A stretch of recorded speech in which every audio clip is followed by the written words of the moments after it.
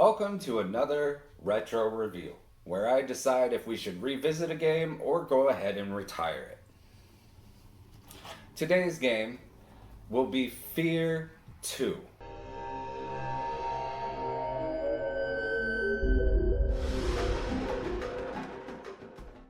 I recently replayed this game, and I want to say that the combat is very smooth. I like the story, the atmosphere.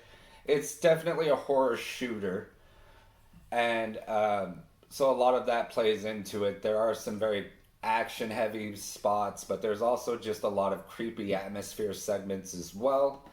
And I want to say that it's a good follow up to the original. This one has a little bit more going on in it, just all around, combat wise, story wise, location wise.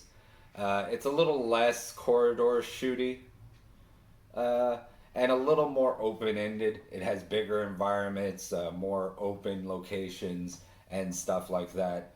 Um, One thing I will say is when I originally played this in 2008, I had come from a background of PlayStation 2 survival horror classics, just these games that were more edged towards the horror direction and the atmosphere and the slow build.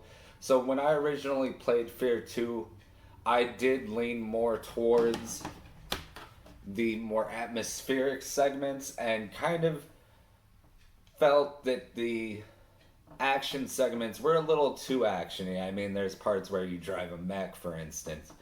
But in replaying it recently, I found that those parts didn't bother me as much, especially seeing over the years the direction horror would go into, and especially action horror, things like Resident Evil 5, 6. They definitely leaned even more action heavy than this game did. And so I just want to say that in replaying F.E.A.R. 2, I did more thoroughly enjoy it all the way around. It is slightly hard to go back to the R1 is the shoot button and L1 is the zoom in button. But besides that, the controls are still really well done. They're not cumbersome at all. The gameplay really does hold up, and so do a lot of other aspects of the game.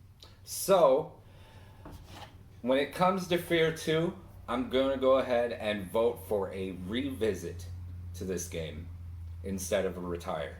The only problem is this is one of those great PS3 games, Xbox 360 games, that is not available on more modern consoles, so it will be a little harder to get a hold of. I'm not sure if it's available on PC, but if you have a gaming PC, you might want to look into that. So it's definitely a revisit for me, and I think there's a lot to enjoy in the game. So if you were on the fence about revisiting it, or if you've never even played it, you might definitely want to give it a shot. This has been Everything Gaming. I'll see you next time.